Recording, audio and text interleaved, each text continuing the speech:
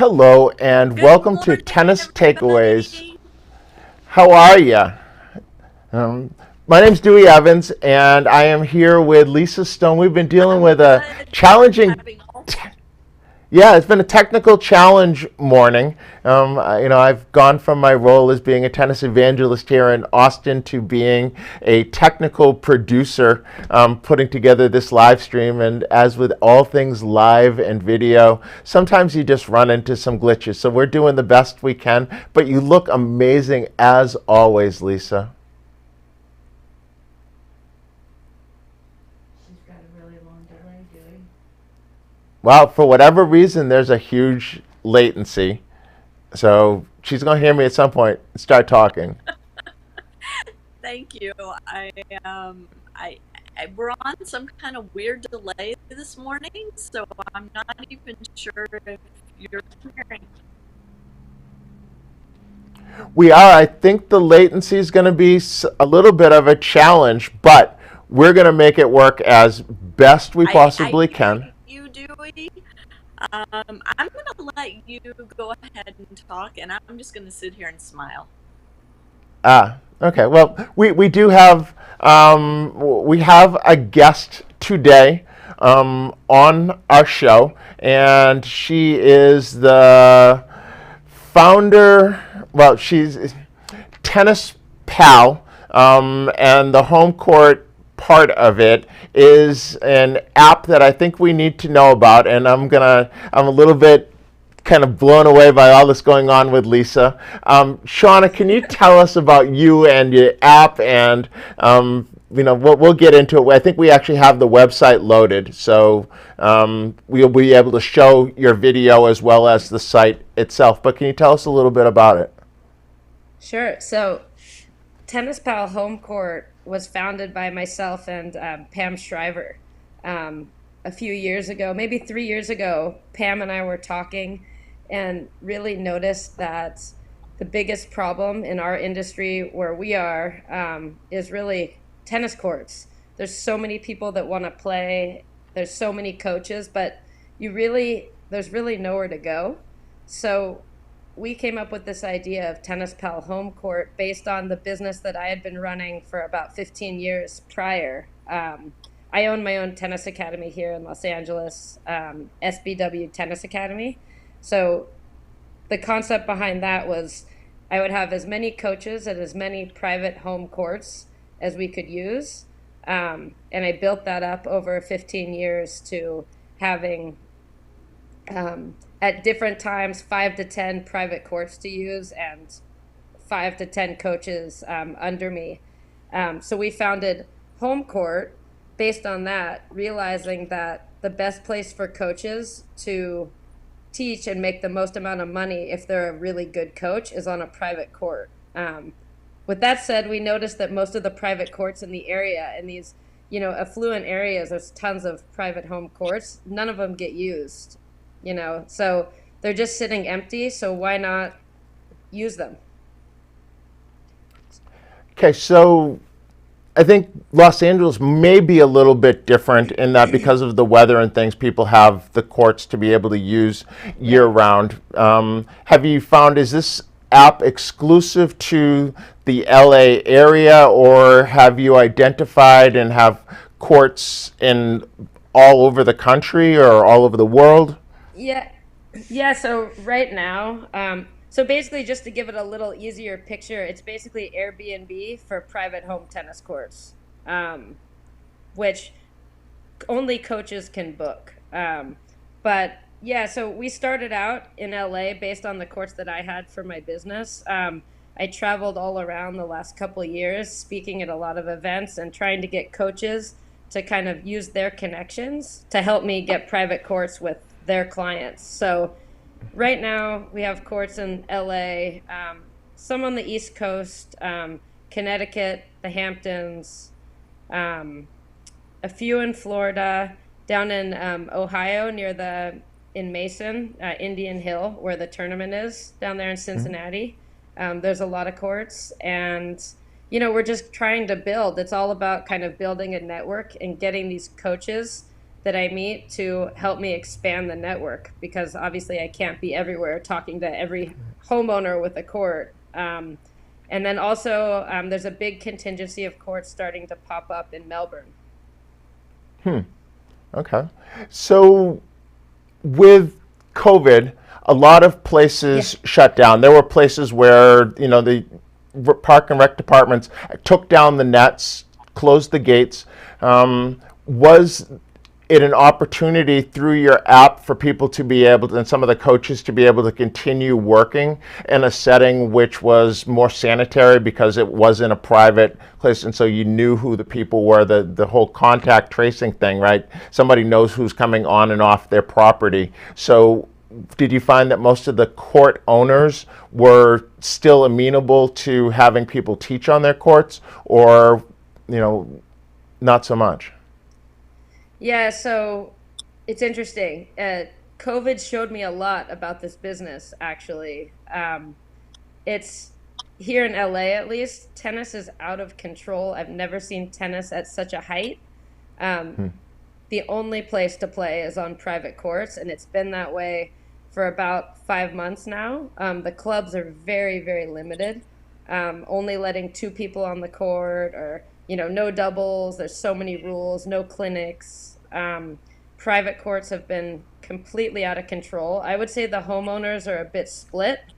Um, a few homeowners, maybe some that are older, were a little bit weary. But I think that in the future, COVID is going to really help what we're doing here. I mean, it kind of caught me in a point of still database building, with courts. So it was a little rough. I actually wish it had caught me a year later with way more courts, because I think everybody here is teaching on private courts right now. It's really changed the way tennis is working. There's a lot of benefits. Coaches are making a lot of money, teaching on private courts, not having to share with tennis directors and clubs. Um, I think when COVID is over, I think this is going to really be the way of the future. Homeowners that did allow people on their courts during this time are going to continue, because they realize how easy it is and also lucrative on their end. We have video keyed up. Do you mind? I think it's probably a good time to show the video. Yeah.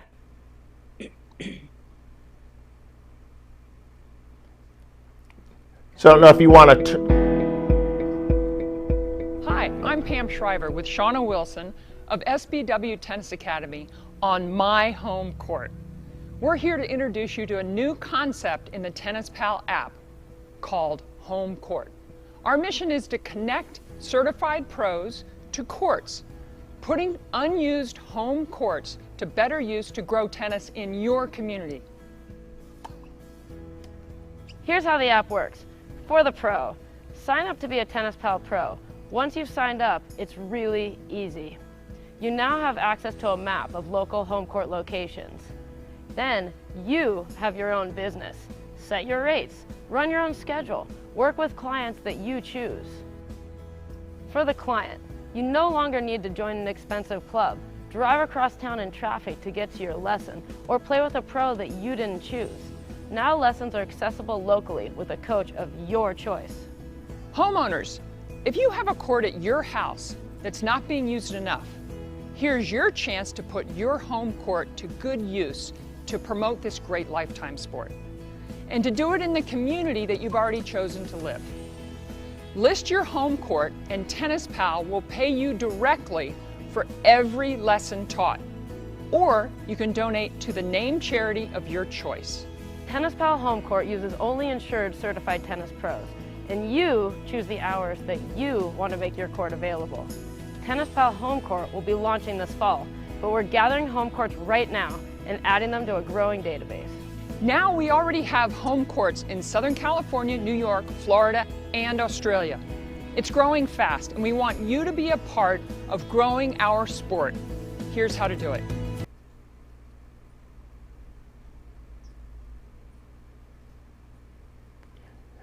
So it sounds like the biggest challenge for you at the moment is growing that database. So you have more demand than what there is supply at this point in time. What Absolutely. What's the revenue split look like for a homeowner if somebody wanted to be doing this? Yeah, so, we're trying to make it a bit of a sliding scale based on, prices in the area. Obviously prices here in Los Angeles are a little bit different than prices in Ohio. But I would say on average, it's about $15 an hour, 15 to 20 to the homeowner and 5 to the app. And the pro gets paid whatever they set their rate at. So is the homeowner set a set fee, or is it a percentage of what the pro does? So would I be wanting someone who's teaching a lesson for $150 an hour rather than the guy that's trying to teach a lot of $30 an hour lessons? Yeah, I mean, right now we're using basically a set fee that kind of is in increments of $5. I just think it's too complicated. People are going to charge what they want. And then there's somebody running a clinic of, 4 to 6 people that's making, $200 to $300 an hour. So it's a little bit complicated. So I just think leaving it kind of a set price is the best way to go. But I know that it's not a huge significant amount of money to the homeowner, but the truth is chances are they weren't using the court at all. So to let somebody teach the neighbor kids on their court, and they can also choose, if they're going to make $1,000 a month, they can donate the $1,000 a month to charity every month if they want the charity of their choice, and take the write-off and not write the check. And they're really doing good for the community. What's the vetting process of the pros? So, because I'm guessing that most of the homeowners don't know these pros ahead of time, right? So it's a place to go and find a court to be able to book it. What kind of background checks or security check type things do the pros go through? Yeah, so all pros need to be certified by one organization for insurance reasons, and just so we know that they are, a good pro. And then they have to sign up to be a TennisPAL pro, and actually myself and one other person on the team will look and just kind of do references and background check and make sure they're a reputable pro. And roughly how many courts are available at any given period of time? If you're in the Los Angeles, are there 100 courts that are potentially available, or thousands or tens? I would love to say that I have thousands, even hundreds. I think that right now we probably have about 20. With a lot of inquiries, I think people, when COVID is over, I think it's going to be a great time for the database to just explode. But yeah, I think that in order for a new city to be involved in the app, I think really having 10 to 20 courts is the magic number just to get it going. So when pros actually go on to look for a court, that there's actually courts there for them to help their business.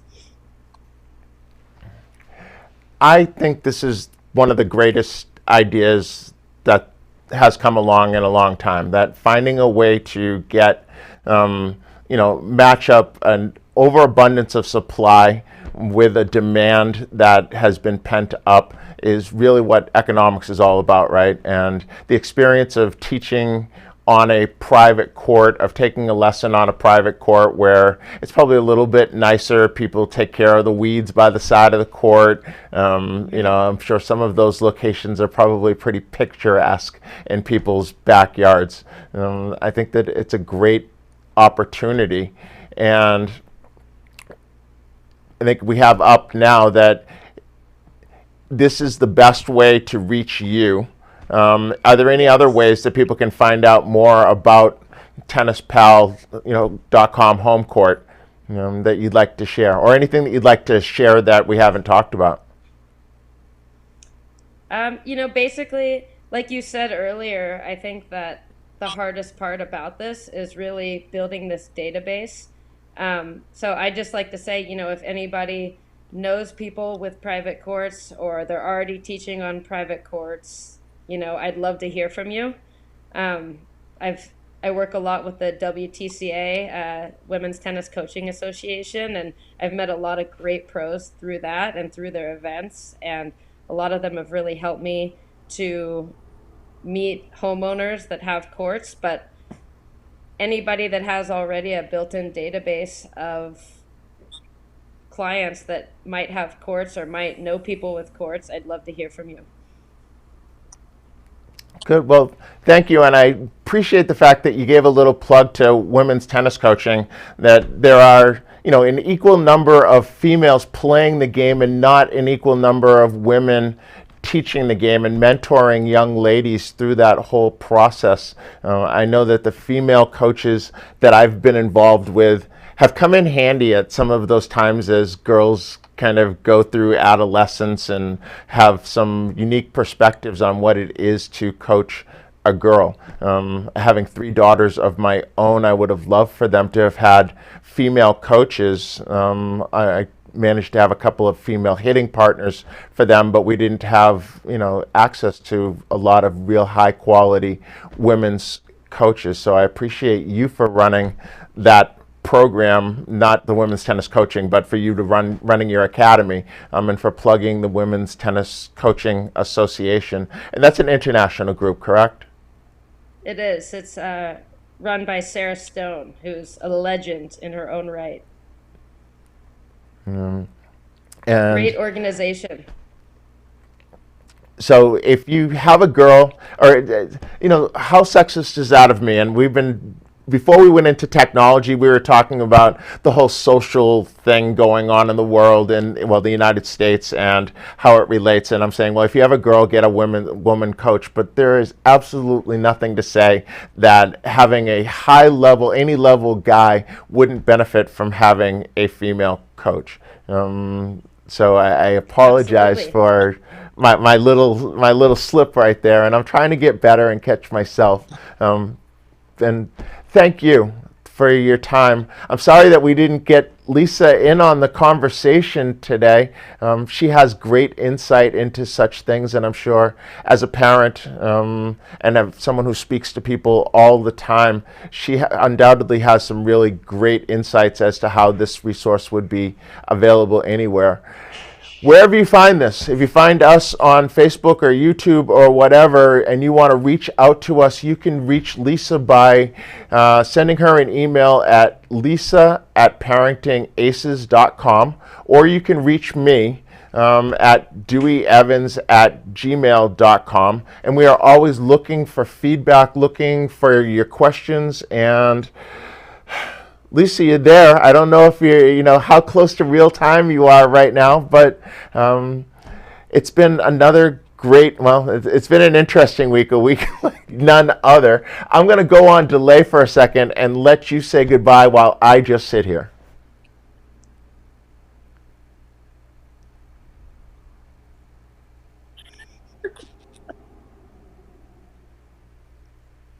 I think it's like a minute.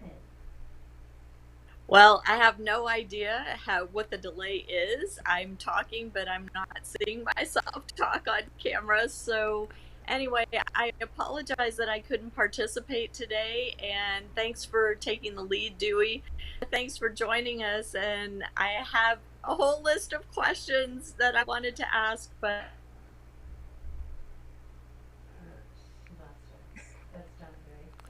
And she went, and then she came back.